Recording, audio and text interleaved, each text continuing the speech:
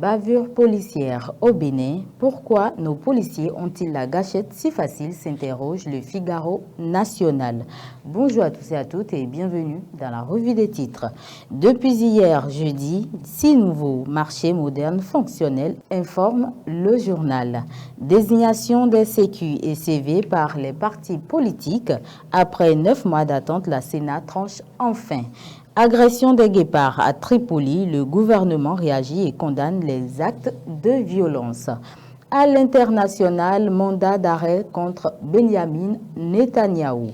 Le pays émergent intervient en environnement. Le quotidien titre COP29 à Bakou, intervenant à la tribune, le président de la COMSA, Winnie Yao, maire Cloto 1, loue les efforts du chef de l'État togolais, Faure Gnassingbé, dans sa lutte contre le changement climatique. En sport, pour tricherie dans le championnat national de Football League Pro, la JSO interdite d'enregistrement de nouveaux joueurs au niveau international par la FIFA. AG extraordinaire de la Fédération béninoise de boxe, cessation de la collaboration avec l'IBA et adoption des PTA 2025-2027 au menu.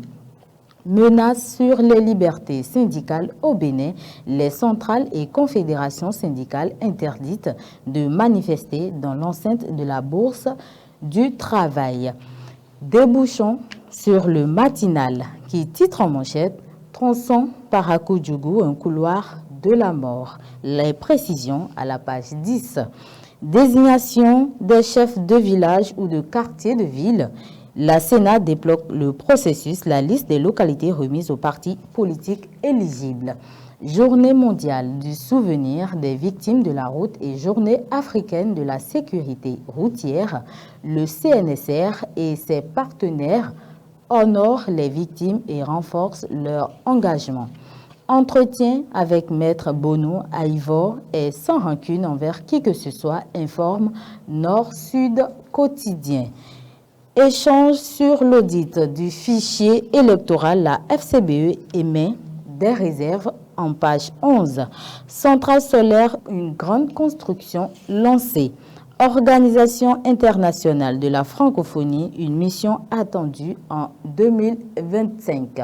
Info matin à présent, phase pilote du SIGPCB, l'ANAT modernise le permis de conduire béninois. Lutte contre les affiches publicitaires illégales, José Didier Tonato met fin au désordre.